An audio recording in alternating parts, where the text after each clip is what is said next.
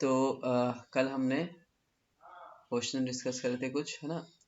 ये question try करा था क्या घर पे?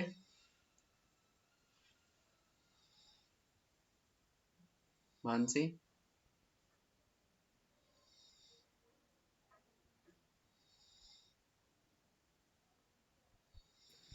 भैया और क्वेश्चन कीजिए जो 3 मार्क्स वाला था। अच्छा 3 मार्क्स वाला किए हैं, ठीक है। चलो हाँ। पहले ये फिर जो बच गए हैं 5 नंबर के, ये क्वेश्चंस कर लेते हैं फटाफट से एक बार। देखो, जो हमारे पास 32 का फर्स्ट पार्ट है, इसमें क्या कह रहा है कि a parallel plate capacitor A of capacitance C is charged by a battery to a potential V. The battery is disconnected and an uncharged identical capacitor B is connected across it. ठीक है, calculate the capacitor A, the new value of charge, potential difference and energy stored. कैसे find करेंगे? तो सबसे पहले क्या है, किसी ने बोला क्या कंडीशन कि सबसे पहले हमारे पास एक कैपेसिटर था, उसको हमने क्या करा, बैटरी से चार्ज कर लिया।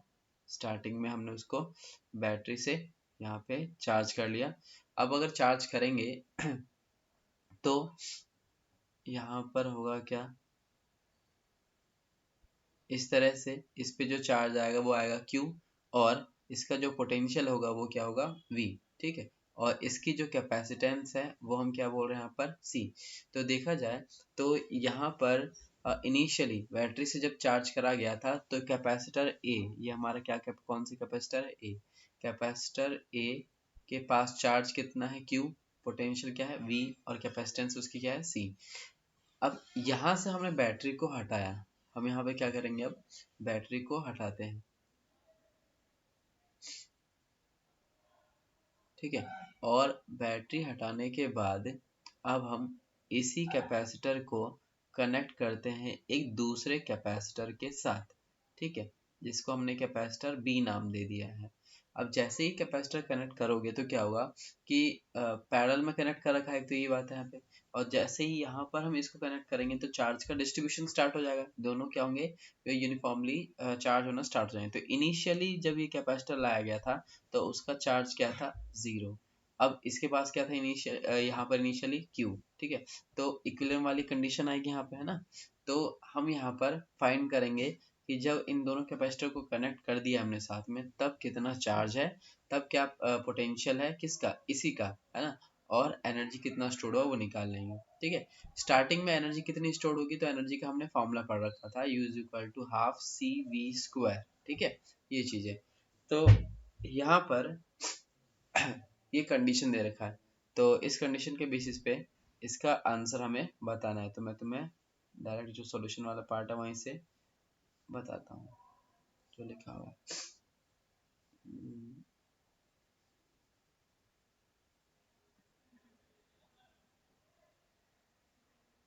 यहाँ पे आते हैं। ठीक है, तो हमें यहाँ पर क्या क्या चीज़ें निकालनी है, सबसे पहले निकालना है हमें यहाँ पर चार्ज। ठीक है, अब चार्ज कैसे निकालेंगे या हम कॉमन पोटेंशियल पहले निकालना चाहे तो वो निकालेंगे कैसे। तो पोटेंशियल का हमने फॉर्मूला जो पढ़ा था, है ना, एक रिलेशन पढ़ा था सबसे पहले। तो क्या, Q is equal to C V. हमारे पास जो रिलेशन होता है चार्ज के बीच में, कैपेसिटेंस के बीच में, पोटेंशियल के बीच में, क्या होता है, Q is equal to C V. यहाँ से हमें अगर पोटेंशियल मिल जाए, है ना, क्योंकि हमने दोनों कैपेसिटर को क्या करा है, दोनों कैपेसिटर को हमने कनेक्ट कर दिया पैरेलल में, तो उसका पोटेंशियल बदलेगा, है ना। तो वो पोटेंशियल सबसे पहले मैं निकालने वाला हूँ। कैसे निकालेंगे, तो यहाँ पर इस C को इसके नीचे भेज देंगे, तो यहाँ पर V इज इक्वल टू क्या आ जाएगा, Q बाय C।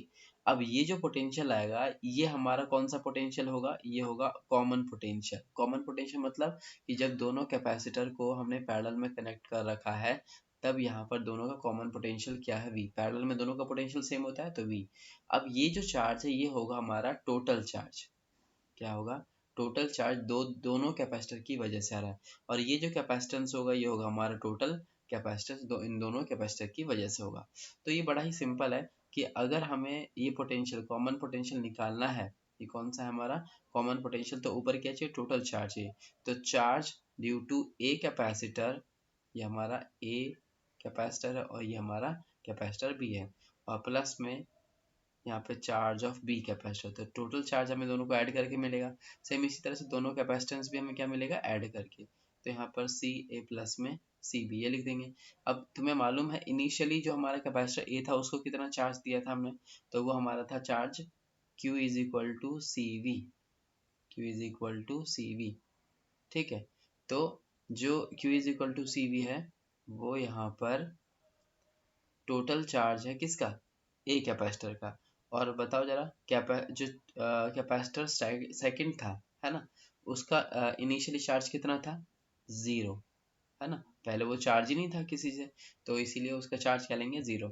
अब दोनों की कैपेसिटेंस के यहाँ पर, दोनों की कैपेसिटेंस हम C मानते हैं, दोनों इक्वल कैपेसिटेंस के हैं, तो यहाँ पर C प्लस में C ये लिख सकते हैं हम।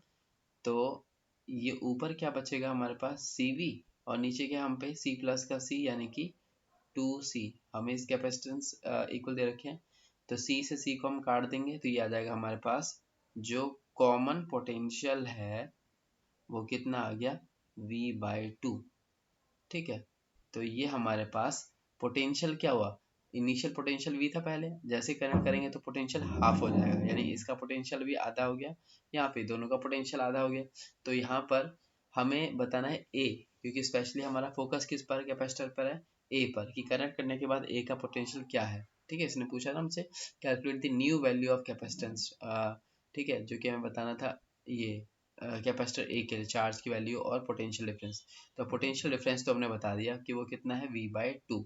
अब यहाँ पर अगर हमें पोटेंशियल मालूम चल गया तो चार्ज भी निकाल सकते हो। कैसे, चार्ज का हमारे पास फॉर्मूला होता है Q is equal to C V. ठीक है, कैपेसिटेंस तो उस कैपेसिटर की सी ही रहेगी, पोटेंशियल क्या हो गया हमारे पास, V/2 हो गया है। ठीक है, तो इस V की जगह V/2 लिख सकते हैं हम। ठीक है, तो देखो ध्यान से, यहाँ पर हम वही करने वाले हैं कि हमें निकालना है चार्ज किसके लिए, जो हमारे पास कैपेसिटर ए है उसके लिए, लेकिन इनिशियल वाला चार्ज तो सी भी था, तो उसको डिफरेंट दिखाने के लिए यहाँ पे हम डैश लगा लेंगे। तो ये जो हमारा क्यू ए डैश आएगा कनेक्ट करने के बाद, तब की हम बात कर रहे हैं, तो वो क्या होता है, Q is equal to C V dash. C क्या है, कैपेसिटेंस, कैपेसिटेंस तो बदलेगा नहीं, है ना, तो उसका सी रहेगा। वी पोटेंशियल बदल गया, कितना, पहले वी था अब V/2 हो गया, तो इसीलिए ये हो जाएगा हम पे सी V/2। अब ध्यान दोगे ये CV तो हमारे पास क्या था, CV हमारे पास चार्ज था, है ना, जिसको हम बोल रहे थे कि चार्ज ऑन कैपेसिटर A था। ठीक है, तो इसको तुम यहाँ पर CV की जगह क्या लिख सकते हैं, QA लिख सकते हैं, QA/T, यानी कि क्या कहने का मतलब है कि यहाँ पर जो चार्ज की वैल्यू है वो भी क्या हो गई, आधी हो गई। तो बिल्कुल लॉजिकली ये एकदम सही बनता है कि यहाँ पैरेलल में अगर कनेक्ट करेंगे तो पोटेंशियल भी डिवाइड हो गए दोनों में इक्वल इक्वल, और चार्ज भी क्या हो गए, दोनों में इक्वल डिवाइड हो गई, इसीलिए पोटेंशियल भी हाफ आ रहा है हमारा और चार्ज भी क्या आ रहा है, हाफ आ रहा है। ठीक है, इनिशियल वैल्यू का। अब रहा हमारे पास तीसरा, तीसरा टर्म कौन सा, एनर्जी स्टोर्ड। एनर्जी स्टोर्ड कैसे निकालेंगे, तो पहले क्या था एनर्जी स्टोर्ड हमारे पास, हाफ CV²। ठीक है, लेकिन जो नया आएगा एनर्जी स्टोर्ड वो क्या आएगा, तो वो हो जाएगा हाफ CV डैश का स्क्वायर।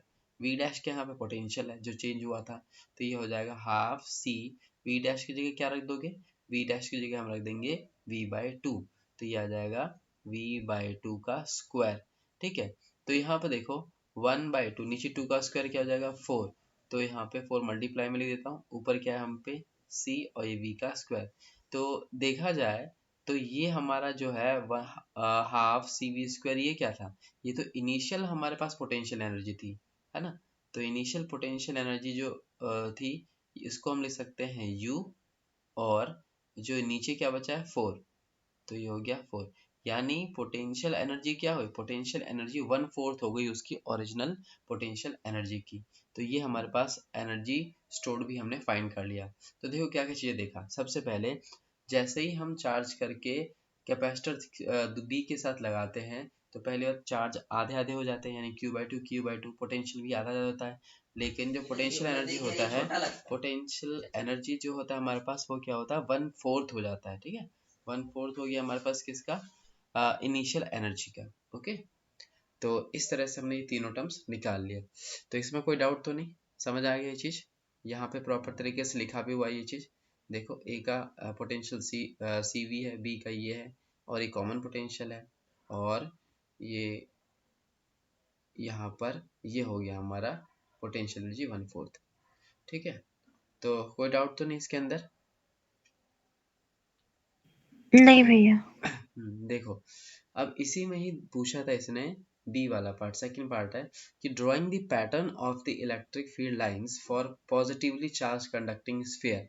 अब पॉजिटिवली चार्ज कंडक्टिंग स्फीयर क्या है, तो एक स्फीयर हमारे पास है ना, उस पर पॉजिटिव चार्ज दे रखा है, तो उसका हमें इलेक्ट्रिक फील्ड का पैटर्न बना है। तो हम जानते हैं कि जो हमारा पॉजिटिवली चार्ज स्फीयर होता है ना, उसमें अगर पॉजिटिव चार्ज दिया तो जैसे कि अ, एक अगर पॉइंट चार्ज होता प्लस का क्यू, तो हमें मालूम है इसका इलेक्ट्रिक फील्ड क्या होता है, आउटसाइड की तरफ निकलता है। ठीक है, जब भी पॉजिटिव चार्ज आएगा तो क्या होगा, आउटसाइड ही निकलेगा, चाहे ये पॉइंट चार्ज है। लेकिन इसने बोला अब की बार क्या कि ये एक स्फीयर है, तो बिल्कुल स्फीयर है और इसके ऊपर पॉजिटिव, तो इसके भी तो इलेक्ट्रिक फील्ड बाहर की तरफ ही निकलेंगे। तो ये सिंपल सा इसमें तुम्हें डायग्राम बनाना है। ठीक है, तो कुछ भी नहीं था इस क्वेश्चन में, ये वाला जो क्वेश्चन है डायग्राम जस्ट हमें बनाना। अगर नेगेटिव होगा तो क्या करेंगे, एरो को हम इनसाइड की तरफ शो कर देंगे। ठीक है, अच्छा एक और चीज पूछा इसने कि एन इलेक्ट्रिक डाइपोल के लिए हमें इलेक्ट्रिक फील्ड बनाना है। तो इलेक्ट्रिक डाइपोल के लिए हम बना सकते हैं कैसे, डाइपोल क्या होता है, जिसमें एक पॉजिटिव चार्ज और एक नेगेटिव चार्ज होता है, उसमें कैसे इलेक्ट्रिक फील्ड लाइंस बनेंगी, तो ये भी मैंने बता रखा है।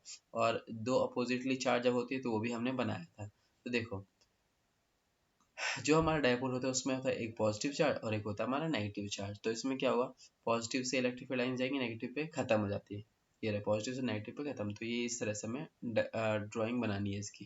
ठीक है, तो ये भी सिंपल है। और अगर मान लो दोनों ही लाइक चार्ज आ गए तो, यानी ये प्लस का क्यू है, ये भी प्लस का क्यू है, तो इसका भी हमने बनाया था कि ये कभी क्या करेंगे, कभी भी यहाँ पे इंटरसेक्ट नहीं कर सकते, तो ये ऐसे जाएगा, ये ऐसे जाएगा, ऐसे इस तरह से। ठीक है, और ये नीचे रिपेल करेंगे और यहाँ पर ऐसे और इलेक्ट्रिक फील्ड लाइंस बनाओगे, ये और इलेक्ट्रिक फील्ड लाइंस बनाओगे।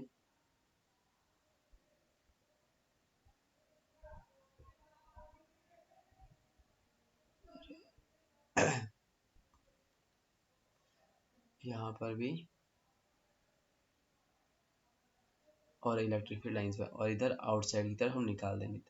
ठीक है, तो ये हमारे पास होता है क्या, लाइक चार्ज के लिए।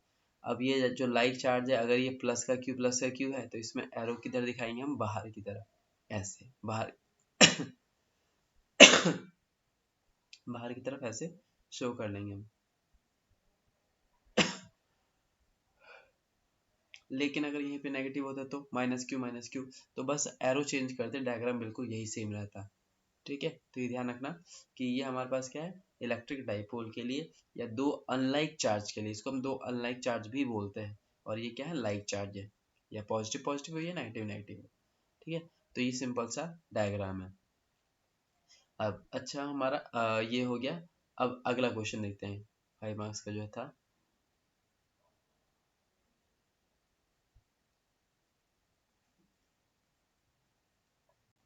डायग्राम में तो कोई दिक्कत नहीं। नहीं भैया।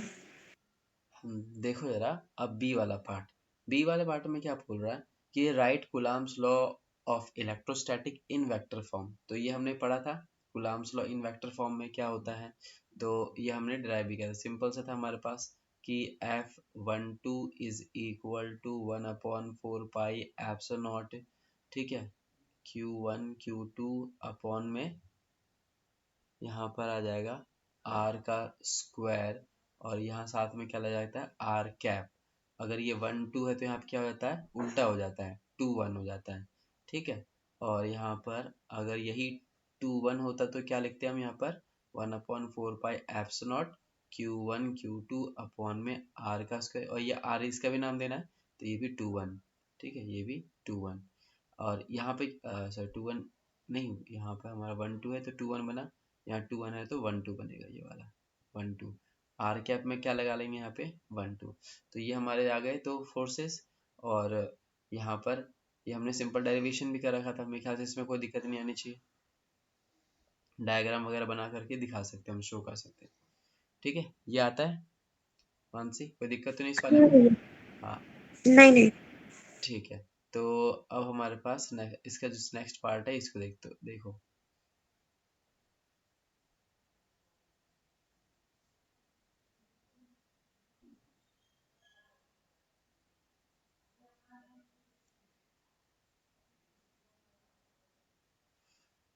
क्या कह रहा है सेकेंड वाले पार्ट में कि ABC is an equilateral triangle of side L, ठीक है।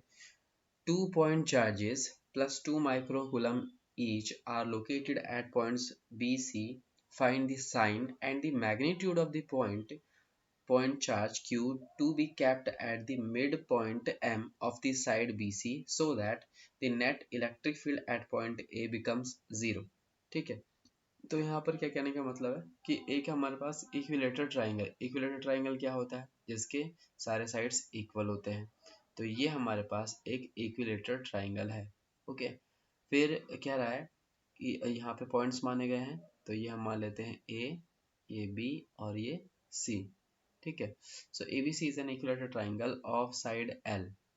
ये साइड कितने दे रखा है हमारे पास,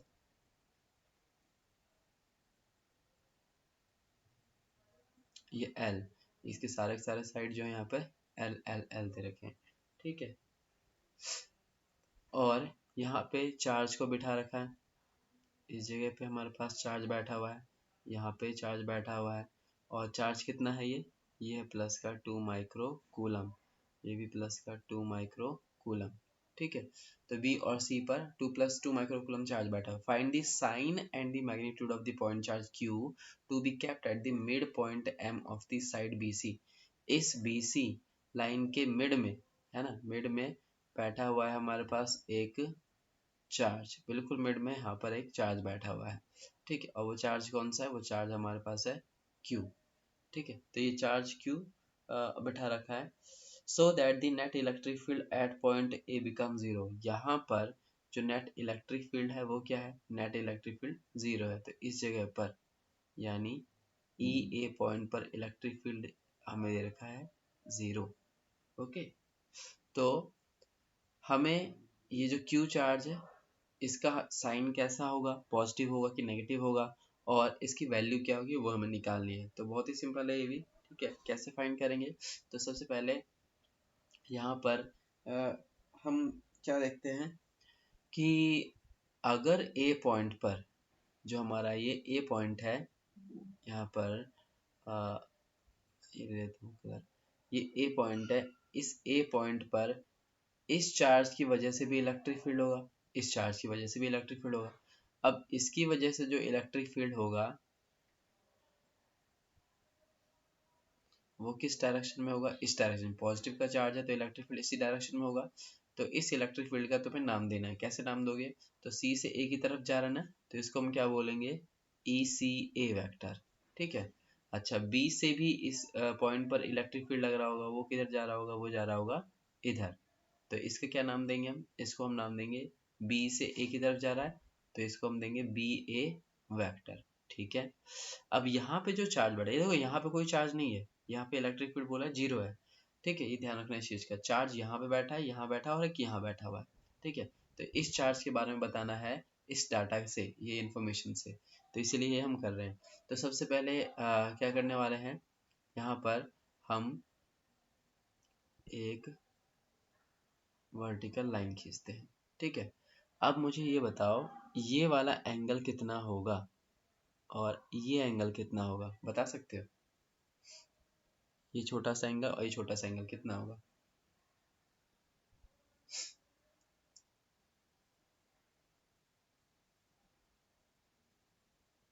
बताओ मानसी, कितना होगा एंगल।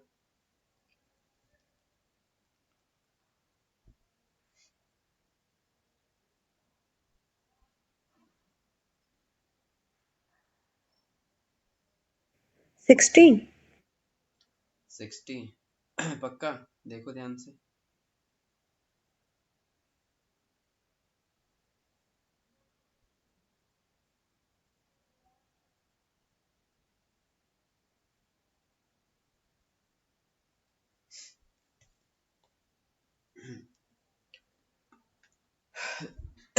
देखो, ये कौन सा ट्राइंगल है हमारे पास, एक इक्विलेटरल ट्राइंगल है। अगर इक्विलेटरल ट्राइंगल है तो बता सकते हो ये वाला एंगल कितना होगा, ये 60 का होगा। ये वाला एंगल कितने का होगा, ये 90 का होगा, परपेंडिकुलर है ना। ये वाला एंगल कितने का होगा,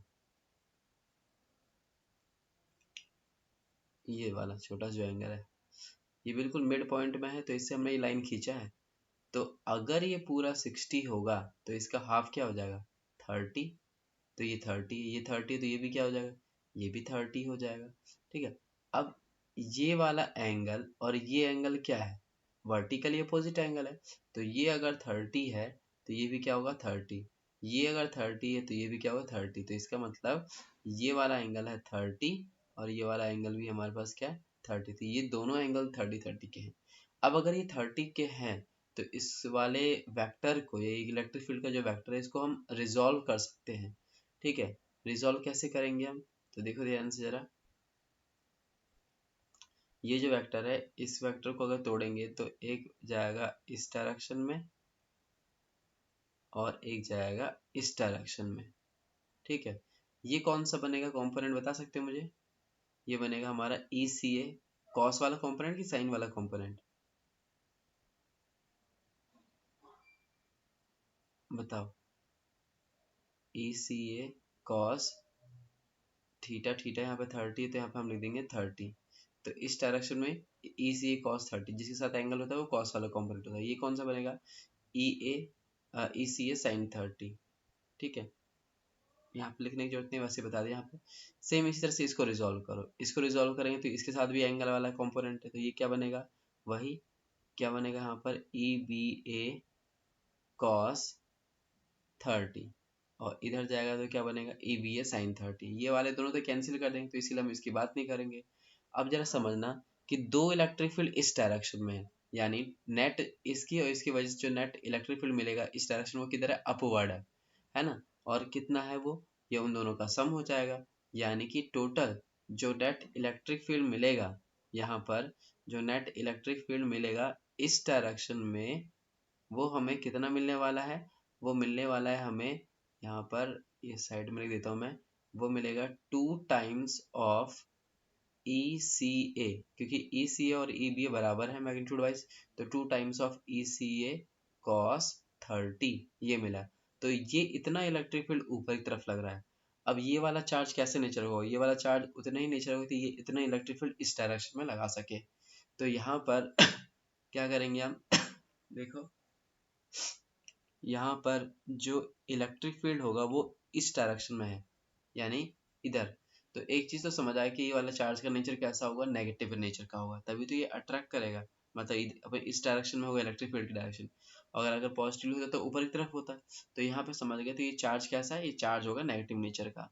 अब इस चार्ज की वजह से इलेक्ट्रिक फील्ड जो होगा उसका फॉर्मूला हम जानते हैं। तो electric field due to a point charge क्या होता है, electric field due to a point charge होता है 1/4 पाई एप्सिलॉन क्यू अपॉन में एक्स का स्क्वायर। ये एक्स होना चाहिए डिस्टेंस। ये डिस्टेंस कैसे निकाल सकते हैं, तो डिस्टेंस निकाल सकते हो तुम यहाँ पर पाइथागोरस का यूज करके। ये हाफ वाला डिस्टेंस कितना हो जाएगा, ये हो जाएगा l/2, और ये डिस्टेंस तुम्हें मालूम ही है। तो ये हम ये सॉरी बेस वाला जो हमारे पास है ये वाला, ये l/2 हो गया। ये हमें पता है l, ये निकाल सकते हैं पाइथागोरस का क्या यूज करके, कैसे निकालोगे, तो यहाँ पर हम इसको ऐसे ले सकते हैं, अंडर रूट के अंदर देखो ये हमारा हाइपोटेनस है, तो हाइपोटेनस में से एल का स्क्वायर माइनस में से क्या कर देंगे l/2 का स्क्वायर, l/2 का स्क्वायर। ये चीज समझ आया मैंने क्या करा मानसी, ये हाँ साइड। भैया। हाँ, तो ये हम ऐसे निकालेंगे। तो इसको अगर कैलकुलेट करोगे तो क्या आ जाएगा, तो l/2 का स्क्वायर यानी l²/4, 4l² में से एक l² जाएगा तो क्या आ जाएगा 3l²/2। तो यहाँ पर ये वाली जो साइड है, ये साइड हमें मिल जाएगा यहाँ पर रूट के अंदर 3l²/2। अब रूट से बाहर अगर 3l²/4, 4 सॉरी 4 आएगा, है ना 4। तो रूट के अंदर 3 रह जाएगा, l बाहर आ जाएगा, 4 को बाहर निकाले थे तो ये वाला साइड हमें मिल गया। ये वाला साइड कितना है √3l/2। तो यहाँ पर हम लिख लेंगे √3l/2। तो ये इलेक्ट्रिक फील्ड है इस चार्ज की वजह से, और कैसे नेचर का है, नेगेटिव नेचर का है। ठीक है। तो इस इलेक्ट्रिक फील्ड को, इस इलेक्ट्रिक फील्ड को जस्ट हमें इक्वेट कर देना और हमें आंसर मिल गया। ठीक है। तो यहाँ पर वही हम काम करने वाले हैं। तो मैं तुम्हें डायरेक्टली इसके सॉल्यूशन पे ले आता हूँ, जो चीज़ मैंने यहाँ पे बताया वही चीज़ वहाँ पे भी कर रखा है। तो देखो जरा, अब इसका एक जो साफ सुथरा सा सॉल्यूशन जो यहाँ पे,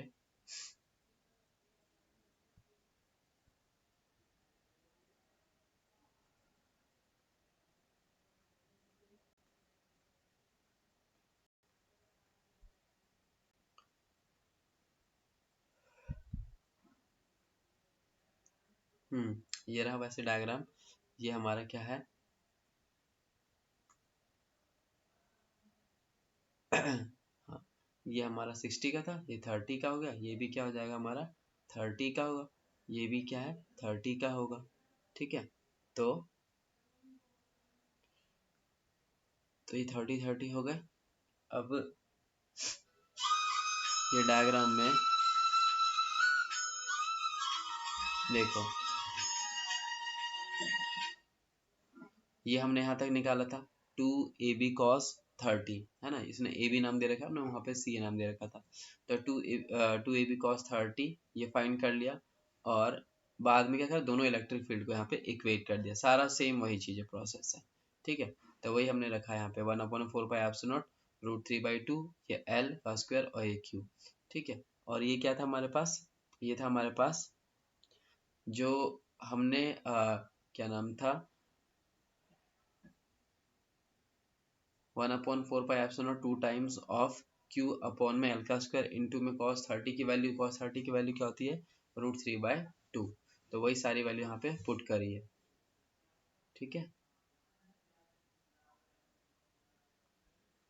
ये जो हमारे पास ये जो छोटा सा चार्ज है, इसकी वजह से, यानी देखो ये ए से एम की तरफ इलेक्ट्रिक फील्ड जा रहा है ना, तो इसको हमने ए एम नाम दे रखा है। तो वो कितना आया था, वो हमने निकाला था 1/4πε0 क्यू, क्यू कौन सा, ये वाला। तो क्यू अपॉन में आर हम निकाल चुके थे, √3l/2 का स्क्वायर, ये आ जाएगा। यहाँ पर ये जो हमारे पास ऊपर वाला नेट जो इलेक्ट्रिक फील्ड आया था, नेट इलेक्ट्रिक फील्ड ये वाला, वो भी हमने निकाला था, जो कि इस डायरेक्शन में था। वो हमारे पास कितना आया था इलेक्ट्रिक फील्ड, उसको हम ए ई नाम दे रहे हैं यहाँ पर, तो ए ई बोल देते हैं। वो आया था 2 टाइम्स ऑफ 1/4πε0, और क्यू कौन सा क्यू, तो ध्यान देना जरा, यहाँ पर कोई सा ये क्यू या फिर ये क्यू, दोनों का मैग्नीट्यूड सेम है, तो कोई सा भी ले सकते हैं। तो कोई सा भी मतलब 2 माइक्रो कूलम, तो 2 माइक्रो, माइक्रो क्या लगाते हैं 2 इंटू 10⁻⁻⁶, ये मैंने यहाँ पे लिख दिया चार्ज की जगह पे। तो क्यू अपॉन में आर का स्क्वायर, आर क्या है यहाँ पे डिस्टेंस, जो कि हमने डिस्टेंस वहाँ पे सॉल्व किया था, तो क्या लिया था हमने डिस्टेंस में, उसका एल का स्क्वायर ही लिया था। ठीक है, वो आया था एल का स्क्वायर, एल के ही टर्म में था, इस वजह से एल का स्क्वायर। और यहाँ पे आया था हम पे cos 30, cos 30 की वैल्यू क्या होती है √3/2, तो ये आ जाएगा, ये 2/4πε0, 2 इंटू में 10⁻⁻⁶ अपॉन में एल का स्क्वायर, और यहाँ पर cos 30 इज √3/2। बस यही वाली वैल्यू को, इसको, और जो ये इलेक्ट्रिक फील्ड आया है इसको, इन दोनों को यहाँ पर क्या करा हमने इक्वेट करा है। ठीक है, तो यही काम यहाँ पर नीचे करा गया है, देख सकते हो, सेम वही चीज यहाँ पे, ये दोनों को इक्वेट करा है। माइनस साइन तुम बाद में लगा सकते हो या फिर स्टार्टिंग में भी लगा सकते हो, मर्जी है तुम्हारी। तो इन दोनों को इक्वेट करके सॉल्व करा हमने, सॉल्व करेंगे तो काटने पिंडे के बाद ये आ जाएगा हमारे पास वैल्यू। तो इसको कर ही लेते हैं, यहाँ पे देखो क्या आ रहा है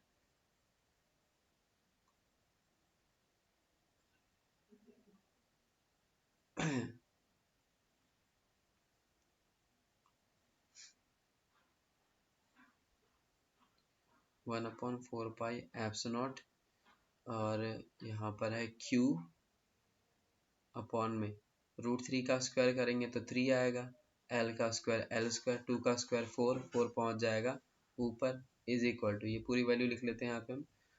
देखा जाए तो ये 2 से 2 को काटा जा सकता है, तो काट लेते हैं, बाकियों को मैं वैसे ही रख लेता हूँ। तो ये बचा हम पे 1/4πε0, और इंटू में 2 इंटू 10⁻⁻⁶ अपॉन में एल का स्क्वायर इंटू में √3। तो देखो क्या चीज़ कट रहा है, 4πε0 से 4πε0 पूरा चला जाएगा, और ये एल स्क्वायर से एल स्क्वायर हटा लो। ठीक है, और यहाँ पे क्या बचा, दो एक दो, दो दूनी चार, चार, ये चार्ज रह गया हम पे। अब इस 3 को बस ऊपर इधर भेज देंगे 2 को डिवाइड में, तो ये हम पे आंसर आ गया, q is equal to what, तो 3 इंटू में 3, तो 3 इंटू 3, और ये 2 डिवाइड में आ जाएगा इसके, और यहाँ पे क्या है 10⁻⁻⁶ तो 3 इंटू रूट थ्री अपॉन में 2, ठीक है। और साइन कैसा आएगा, नेगेटिव का। क्यों नेगेटिव का आएगा, क्योंकि हमें मालूम चल गया वो नीचे की तरफ अट्रैक्टिव है, तो माइनस का आएगा। तो यहाँ पर इस जगह पे माइनस लगाएंगे हम, ठीक है, और ये माइनस इधर ट्रांसफर हो जाएगा तो नेगेटिव का। और 10⁻⁻⁶ को क्योंकि माइक्रो बोलते हैं तो ये आ जाएगा माइनस का 3√3/2 माइक्रो कूलम। तो ये हमारा फाइनल आंसर आ गया, ठीक है। तो ये ऐसे भी न्यूमेरिकल आते हैं, ठीक है। तो देखो Q की वैल्यू हम पे आई है माइनस का 3√3/2 इंटू 10⁻⁶ माइक्रो कूलम। तो ये हमारा आंसर है, ठीक है। कोई दिक्कत तो नहीं इसमें? समझ आ गया मानसी? ये थोड़ा कंफ्यूजिंग था। कहाँ पे, स्टार्टिंग से बताऊं? हाँ, एक बार पूरा फिर से बता दो। अच्छा चलो देख लो जरा, एक बार फिर से बता देता हूँ मैं, एक सेकेंड।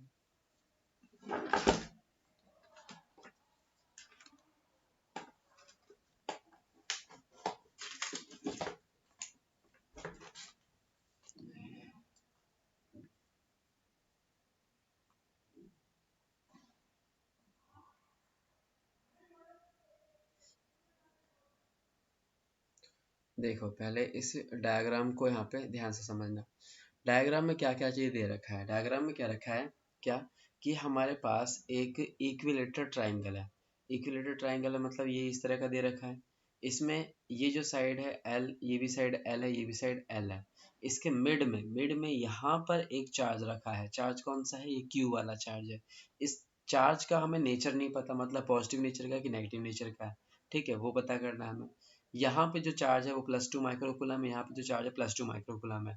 और ए पॉइंट पर जो इलेक्ट्रिक फील्ड है वो क्या है, जीरो है। अगर ए पॉइंट पे इलेक्ट्रिक फील्ड जीरो होगा तो ध्यान रखना, इस चार्ज की वजह से जो इलेक्ट्रिक फील्ड क्रिएट हो रहा होगा, इस चार्ज की वजह से जो इलेक्ट्रिक फील्ड क्रिएट होगा, और इसकी वजह से जो इलेक्ट्रिक फील्ड बनेगा, वो सारे आपस में यहाँ पे कैंसिल आउट कर रहे होंगे। तो हम क्या करेंगे, सबसे पहले इसकी वजह से यहाँ पे इलेक्ट्रिक फील्ड निकालेंगे। तो इसकी वजह से इलेक्ट्रिक फील्ड किस डायरेक्शन में होगा, इस डायरेक्शन में। इसकी वजह से इलेक्ट्रिक फील्ड किस डायरेक्शन में होगा, इस डायरेक्शन में। तो देखा कि ये ना तो हॉरिजॉन्टल में ना ही वर्टिकल, ये किसी एंगल पर है, इधर जा रहा है, ये इधर जा रहा है। तो इसीलिए इनको कंपोनेंट में तोड़ना पड़ा हमें। कंपोनेंट में हमने तोड़ा तो देखा कि ये वाला एंगल 30 का, ये 30 का है, ठीक है, क्योंकि समझ आ गया पूरा 60 का, तो हाफ हाफ क्या है, 30-30, तो ये भी 30-30 होगा। तो इस वेक्टर का, इस इलेक्ट्रिक फील्ड वेक्टर का कंपोनेंट इधर निकलेगा एक, है ना, और एक इधर आएगा। इसका भी क्या होगा, इस इलेक्ट्रिक फील्ड का कंपोनेंट इधर जाएगा और एक इधर आएगा। तो इधर वालों की तो बात ही नहीं करनी, क्योंकि वो कैंसिल आउट कर देंगे। जो इधर इलेक्ट्रिक फील्ड जा रहे हैं वो दो जा रहे हैं, एक ई ए सी की वजह से और एक ई ए बी की वजह से। तो इसकी वजह से जो इलेक्ट्रिक फील्ड होगा वो क्या होगा, तो इसकी वजह से जो इलेक्ट्रिक फील्ड होगा वो हो जाएगा हमारे पास ई ए बी कॉस, कितना एंगल है, 30 है, तो कॉस 30। अब इसकी वजह से देखो क्या लिखोगे, इसकी वजह से जो इलेक्ट्रिक फील्ड होगा वो भी इसी डायरेक्शन में होगा, तो उसको क्या लिखेंगे हम, ई ए सी कॉस 30 डिग्री। समझ रहे हो, तो दोनों इलेक्ट्रिक फील्ड कंपोनेंट इधर जा रहे हैं। अब टोटल कैसे निकालोगे, टोटल इन दोनों को ऐड करके निकालेंगे। ध्यान रखना, ये ई ए पी और ई A C magnitude wise same है। ऐसा क्यों, तो याद होगा हमने ना इक्विलेटर क्या नाम है जो हमने फाइंड करा था electric field on the axial line and the transversal line, ठीक है, याद होगा, या इक्वेटोरियल लाइन जिसे हम बोलते हैं। तो उस पर हमने ऐसा ही केस किया था कि यहाँ पे जब चार्ज है, यहाँ जो चार्ज है, और अगर ये लेंथ और ये लेंथ सेम है, ये लेंथ सेम ही तो है, तो इस चार्ज की वजह से इलेक्ट्रिक फील्ड क्या होगा, वो हो जाएगा हम पे 1/4 पाई एप्सिलॉन नॉट, वहाँ पे क्यू अपॉन में आर का स्क्वायर। क्यू तो सेम है दोनों का, लेंथ भी सेम है, तो डेफिनेटली इसकी वजह जो इलेक्ट्रिक फील्ड आएगा, इसकी वजह जो इलेक्ट्रिक फील्ड आएगा वो सेम है।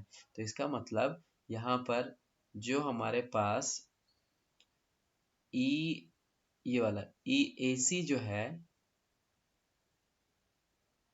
उसका मैग्नीट्यूड इक्वल होगा किसके, ई ए बी मैग्नीट्यूड के इक्वल होगा, ठीक है। और यहाँ पर इसकी वजह से जो इलेक्ट्रिक फील्ड मिल रहा है वो इतना है, इसकी वजह से इलेक्ट्रिक फील्ड जो मिल रहा है इतना है, तो टोटल कैसे निकालेंगे, दोनों को ऐड कर देंगे। तो जो टोटल इलेक्ट्रिक फील्ड होगा अपवर्ड डायरेक्शन में, अपवर्ड मतलब ऊपर की तरफ, ठीक है, दोनों ऊपर की तरफ जा रहे थे ना इस वजह से, तो ऊपर की तरफ जा रहे थे, उसको कैसे नाम देंगे हम, ए ई, यहाँ पे ए ई नाम दे दिया हमने। तो जो ई ए ई होगा वो कितना हो जाएगा, इसका और इसका सम कर दिया हमने। सम करेंगे तो क्या लिखेंगे, 2 टाइम्स ऑफ ई ए सी, चाहे ई ए सी लिख लो चाहे ई ए बी लिख लो क्योंकि दोनों बराबर है। ठीक है, तो 2 times of E A C into में क्या आ जाएगा कॉस 30। ठीक है, अब यहाँ पे देखो 2 टाइम्स ऑफ ई ए सी की वैल्यू बताओ क्या आएगी, इलेक्ट्रिक फील्ड ए सी, ए सी मतलब ये हम इलेक्ट्रिक, इसके इलेक्ट्रिक फील्ड की बात कर रहे हैं। तो ये जो ई ए सी है, सो सी पर कौन सा चार्ज बैठा है, 2 माइक्रोकूलम। तो हमने पढ़ा था कि किसी पॉइंट चार्ज की वजह से इलेक्ट्रिक फील्ड का क्या होता है फॉर्मूला, तो वो होता है हम पे 1/4 पाई क्यू अपॉन में आर का स्क्वायर। आर क्या है यहाँ पे, डिस्टेंस, यहाँ से लेके यहाँ तक का डिस्टेंस, तो वो कितना एल है, तो क्यू अपॉन में एल का स्क्वायर इनटू में क्या है यहाँ पे cos 30। cos 30 की वैल्यू कितनी होती है, ये होती है √3/2। अब ये जो Q है ये हमें मालूम है, Q की वैल्यू कितनी है 2 माइक्रोकूलम, तो बस मैंने इस Q की जगह पे वही रखा है, 2 में 1/4 पाई और इस Q की जगह पे क्या रख लेंगे हम, Q की जगह रख देंगे 2 × 10⁻⁻⁻⁻⁻, माइक्रो था ना इसीलिए, और ये L का स्क्वायर इंटू में √3/2। तो ये जो इलेक्ट्रिक फील्ड आया है ये आया है कौन सा है, जो अपवर्ड डायरेक्शन में है। ठीक है, अब एक इलेक्ट्रिक फील्ड जो इन दोनों चार्ज की वजह से है वो अपवर्ड डायरेक्शन में है, तो यहाँ पे तो इलेक्ट्रिक फील्ड जीरो दिखा रहा था क्योंकि उसने पहले बोला कि इलेक्ट्रिक फील्ड यहाँ पे जीरो। जीरो कब हो सकता है, जब इसके अपोजिट डायरेक्शन में सेम उतना ही इलेक्ट्रिक फील्ड लगे। तो समझ आ गया हमें कि इन दोनों चार्ज की वजह से अगर इलेक्ट्रिक फील्ड अपवर्ड डायरेक्शन में जा रहा है तो ये चार्ज कैसा होगा, ये चार्ज ऐसा होगा कि जो इसके अपोजिट डायरेक्शन यानी इस डायरेक्शन में इलेक्ट्रिक फील्ड लगा है। तो यही सोच करके हमें मालूम चले कि इसका नेचर कैसा है, इसका नेचर है नेगेटिव वाला, क्योंकि नेगेटिव नेचर का हो तभी तो इलेक्ट्रिक फील्ड इस डायरेक्शन में आएगा। तो यहाँ से हमने इसके नेचर का पता कर लिया। ठीक है, तो देखो अब इस चार्ज की वजह से इलेक्ट्रिक फील्ड कितना होगा वो कैसे निकालेंगे, ये चीज यहाँ तक समझ आ गया ना, ये वाला पॉइंट, इसमें कोई दिक्कत तो नहीं। हाँ भैया। हाँ, अब इस चार्ज की बात देखो, ये वाला सारा का सारा पोर्शन हम पहले लिख चुके थे यहाँ पे, ये सारा मैंने यहाँ पे कर दिया। अब हम आते हैं इस चार्ज पर। ठीक है, तो इस चार्ज की वजह से यहाँ पे इलेक्ट्रिक फील्ड कितना होगा, तो वो हमने कैसे निकाला, वो हम निकाल रहे हैं electric field due to this charge Q charge. अब ये ए पॉइंट है ये एम पॉइंट है, तो मैं इसको इस डायरेक्शन में इलेक्ट्रिक फील्ड है तो ए एम बोल रहा हूँ मैं, तो ये हो जाएगा E A M is equal to what, is equal to 1 electric field due to point charge का फॉर्मूला हमेशा ध्यान रखना, basic formula 1/4 pi Q upon में आर का स्क्वायर। आर क्या होता है, डिस्टेंस, यहाँ से यहाँ तक का डिस्टेंस। अब यहाँ से यहाँ तक का डिस्टेंस कैसे निकालेंगे, तो इस ट्राइंगल में पाइथागोरस का यूज करके हमने निकाला और वो वैल्यू कितनी आई थी, √3 ये रहा, कैलकुलेट करा था हमने √3L/2। तो बस यहाँ पे उसकी जगह यही रख दो, √3L/2 का स्क्वायर। तो ये हमारे पास कौन सा इलेक्ट्रिक फील्ड है जो अपोजिट डायरेक्शन में है, अपोजिट डायरेक्शन तो इसके आगे तुम क्या लगा सकते हो, माइनस लगा सकते हो, तो यहाँ पे हमने यहीं पे लगा लिया माइनस। ठीक है, अब ये माइनस साइन वाला जो इलेक्ट्रिक फील्ड है और ये वाला जो इलेक्ट्रिक फील्ड है ये दोनों क्या होंगे, एक दूसरे के इक्वल एंड अपोजिट ही तो होंगे, इसीलिए इन दोनों को हमने इक्वेट करा है यहाँ पर नीचे। ठीक है, देखो ये वाली पूरी की पूरी वैल्यू हमारे पास वही है जो मैंने यहाँ पे समझाया था। ठीक है, और लास्ट में क्या करेंगे, दोनों को इक्वेट करेंगे। क्यों करेंगे इक्वेट, क्योंकि दोनों मैग्नीट्यूड वाइज इक्वल है, अपोजिट है, तो इसीलिए हमने इक्वेट करा। और अब जो टर्म्स कट रहे थे काटने के बाद हमारे पास वैल्यू आ गई क्यू की। ठीक है, आया समझ। हाँ, आ गया। ठीक है, तो क्योंकि इस टाइप क्वेश्चन बहुत बार आते हैं, ठीक है, तो इसके लिए प्रैक्टिस कर लोगे ना एक दो बार, तो स्टार्टिंग में हो सकता है थोड़ा दिक्कत आए, लेकिन एक बार कॉन्सेप्ट समझ आ जाएगा ना तो बहुत इजीली कर पाओगे। और जरूर ऐसा क्वेश्चन फंसता ही है, ध्यान रखना, फर्स्ट चैप्टर से सेकंड चैप्टर से ऐसे न्यूमेरिकल्स बहुत बार पूछे गए हैं। अब इसमें ये तो हो गया हमारा कंप्लीट, चार्ज हमने निकाल लिया, चार्ज नेगेटिव नेचर का है, मैग्नीट्यूड इसका 3√3/2 माइक्रो कूलम है। अब अगला हमारे पास क्वेश्चन है, उसमें क्या कह रहे हैं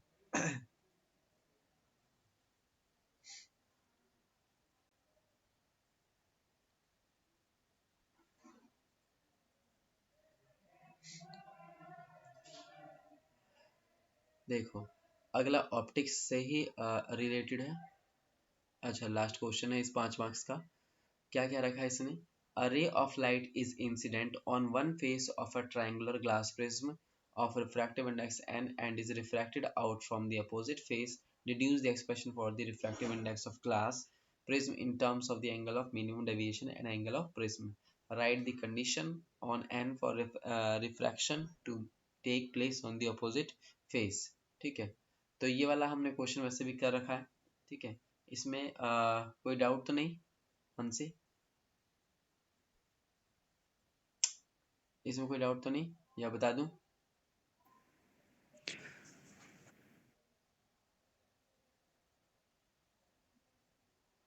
मानसी, भैया डाउट तो नहीं है, वो एक्सप्रेशन देख के कर लूंगी एक बार प्रैक्टिस, अच्छा, रिवीजन कर लूंगी. हाँ ये हो जाएगा, वही वाला एक्सप्रेशन है सिंपल. ठीक है, कोई दिक्कत है तो मुझे बताना, फिर बता दूंगा. ठीक है, ये वाला भी इजी में. State Huygens principle using it to draw a diagram and discuss the case of refraction of plane wave of light from rare medium to dense medium. Snell's law को यहाँ पे डिराइव करना है. हो जाएगा ये वाला भी. हाँ भैया हो जाएगा. ठीक है, तो 5 मार्क्स वाले इसमें हमने ये कर लिए हैं. अब आते हैं 3 मार्क्स वाले. 3 मार्क्स के क्वेश्चन एक बार फटाफट करते हैं, फिर केस स्टडी उसके बाद ले लेंगे.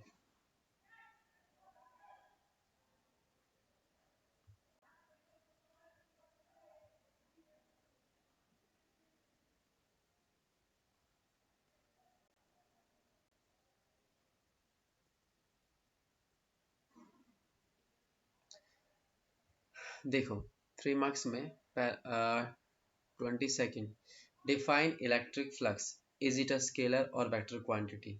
बताओ क्या होता है इलेक्ट्रिक फ्लक्स. पढ़ा था हमने, क्या होता है इलेक्ट्रिक फ्लक्स.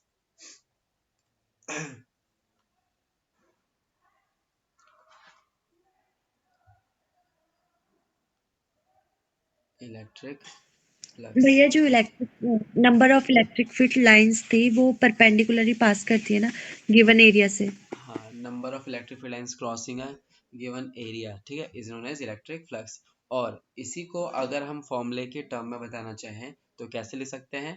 तो electric flux phi E is equal to किसके इक्वल होता है. Five is equal to E into A. हाँ, वेक्टर फॉर्म में था ना, डी ए ई था. Vector dot A vector. ठीक है, या इसी को एक्सपेंड करके अगर लिखे हुए तो क्या लिख सकते हैं, ई ए कॉस थीटा. ई ए कॉस थीटा. तो ये यूनिफॉर्म इलेक्ट्रिक फील्ड के लिए होता है.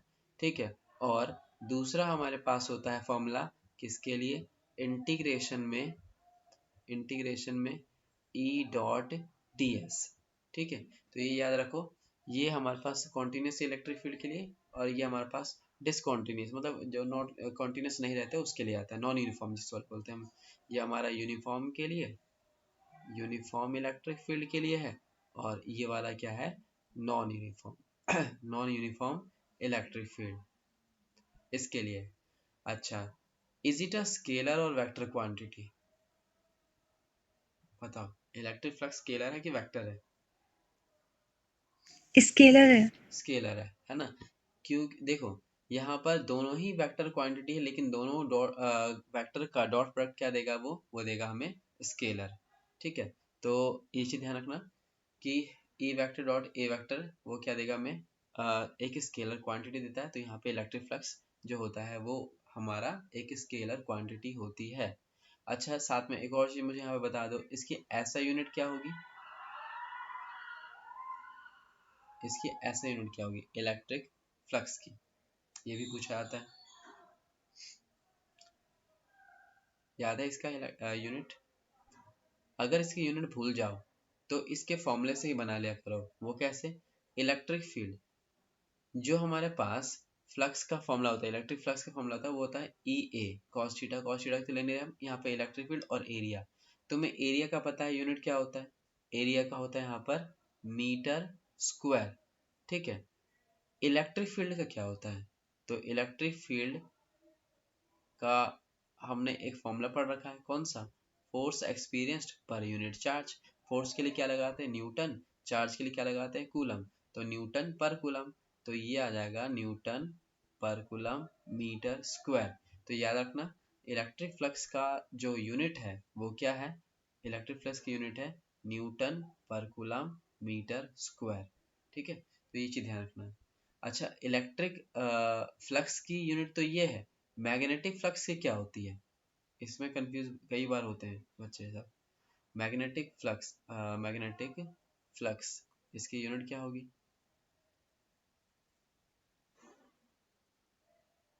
उसकी होती है वेबर, याद रखना, वेबर। मैग्नेटिक फ्लक्स है तो वेबर, और इलेक्ट्रिक फ्लक्स है तो न्यूटन पर कूलम मीटर स्क्वायर। ओके, तो ये चीज है।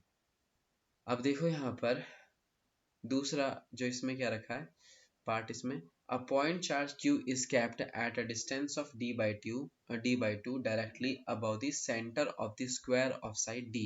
Use Gauss law to obtain the expression for the electric flux through the square. तो ये कैसे फाइंड करेंगे हम? तो ये हमारा वैसे एनसीईआरटी का ही क्वेश्चन है ये, ठीक है। उसमें एक एनसीईआरटी में का ही क्वेश्चन दिया गया है।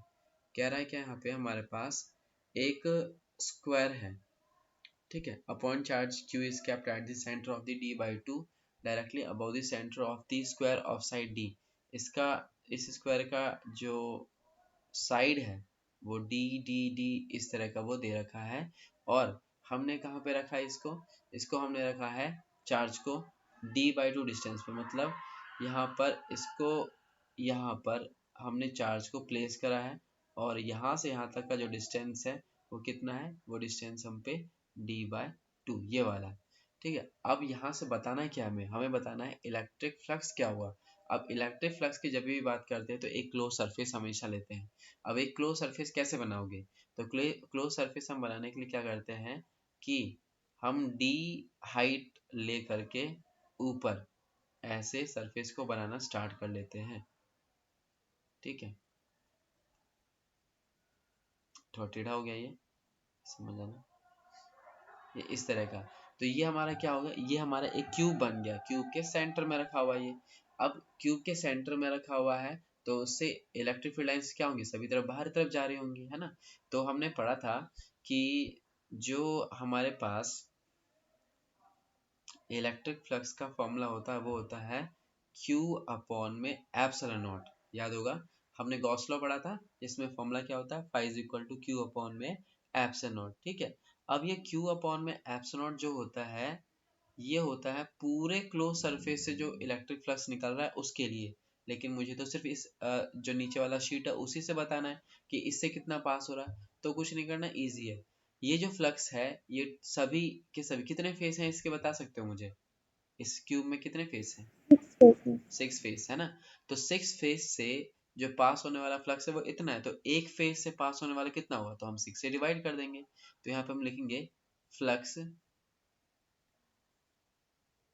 थ्रो दी स्क्वायर, हमें तो नीचे वाला स्क्वायर उसी से पता करना है। तो फ्लक्स थ्रू द स्क्वायर क्या हो जाएगा? 1/6 times of Q by epsilon not. तो ये सिंपल सा आंसर आ जाएगा, ठीक है। यानी किसी भी एक सरफेस की बात करोगे तो उससे कितना फ्लक्स जाएगा? इतना जाएगा, ठीक है। तो यही करना था इसमें। तो ये डायग्राम बना दोगे उसमें, और इस तरह से बता सकते हैं हम कि जो फ्लक्स है वो इतना है, ठीक है। अच्छा, if the point charge is now moved to a point at a distance d from the center of the square, the side of the square is double. The side of the square is double. Explain how the electric flux through the square will be affected. ठीक है। अब इसने क्या बोला है कि अगर हम if the point charge is now moved to a point at a distance d from the center of the square, है ना, हम उसको सेंटर ऑफ स्क्वायर से क्या कर रहे हैं? d डिस्टेंस पे ले जा रहे हैं। पहले d/2 पे था, अब d डिस्टेंस पे ले जा रहे हैं। Explain the how the electric flux through the square will be affected. तो कुछ नहीं होगा, अगर हम यहाँ पर d पे ले गए हैं तो हमें क्या करना पड़ेगा? अब इसका फिर से क्लोज्ड पाथ बनाना पड़ेगा। यहाँ पे मैं तुम्हें वो चीज दिखाता हूँ पहले।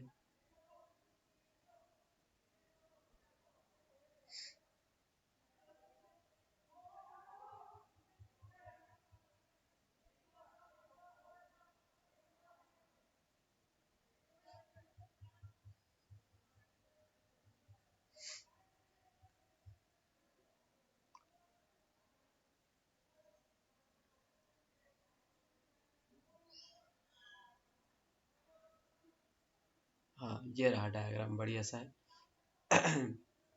देखो डिफाइन इलेक्ट्रिक फ्लक्स को डिफाइन कर दिया हमने। Number of electric field lines क्या नाम है, crossing a given close surface या गिवन सरफेस, स्केलर क्वांटिटी है। ठीक है, ड्रॉ कर दिया हमने डायग्राम को। ड्रॉ करने के बाद ये रहा, थ्रू द 6 फेसेस इतना आएगा, और हमारे पास एक ही उस स्क्वायर से पास हो रहा हो 1/6 है, तो ये हो गया। अब अगर हम इसमें देखो, जो ये शेप साइज है इसका, इसको भले ही हम बड़ा छोटा कुछ भी कर दें तो इससे कोई फर्क नहीं पड़ता। क्यों नहीं फर्क पड़ता? क्योंकि फ्लक्स का फॉर्मूला क्या था, क्यू अपॉन में एप्सिलॉन। तो इसमें फर्क पड़ेगा चार्ज से और मीडियम से, यानी चार्ज की वैल्यू को हम कम ज्यादा कर रहे हैं कि नहीं कर रहे हैं, या मीडियम को हम बदल रहे हैं कि नहीं बदल रहे हैं, उसी से फर्क पड़ेगा। जो गॉसन सरफेस है उसके साइज शेप से कोई फर्क नहीं पड़ता। ठीक है, ठीक है, तो यहाँ पर इसी वजह से क्या बोलना है हमें कि if a charge is now moved to the point of distance d from the center of the square and the side of the square is double, यानी अगर हम स्क्वायर का साइड डबल कर भी देंगे, then electric flux through the square remains unchanged. तो जो उसका फ्लक्स है उसमें कोई फर्क पड़ेगा नहीं, जो कि मैं पहले बता चुका हूँ, क्योंकि उसकी ज्योमेट्री पर, उसके शेप पर कोई फर्क नहीं पड़ता। इलेक्ट्रिक किस पर डिपेंड करता है? चार्ज पर और मीडियम पे। इसी वजह से तुम स्क्वायर के जो साइड है उसको डबल कर लो, ट्रिपल कर लो, कुछ भी कर दो, तो उसके फ्लक्स पे कोई फर्क पड़ने वाला नहीं है। ठीक है, तो ये इसका यहाँ पर आंसर है। ठीक है, so if a charge is now moved to the point of distance d from the center of the square and side of the square is double, then electric flux through square remains unchanged, because electric flux through a closed surface depend only on the amount of charge, ठीक है, contained inside the closed surface and is independent, ध्यान रखना, and is independent of the side of the Gaussian surface। ठीक है, वो side पे depend नहीं करता। ठीक है, तो यही हमें यहाँ पर पॉइंट मेंशन करना है। ठीक है,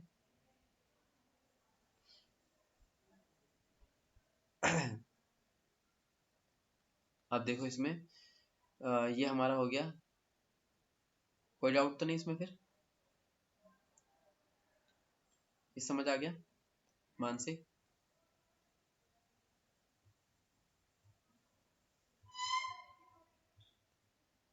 आवाज आ रही है मानसी?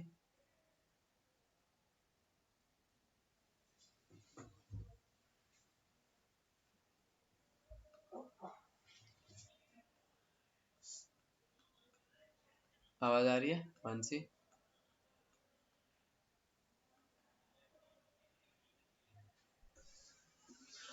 देखो यहाँ पे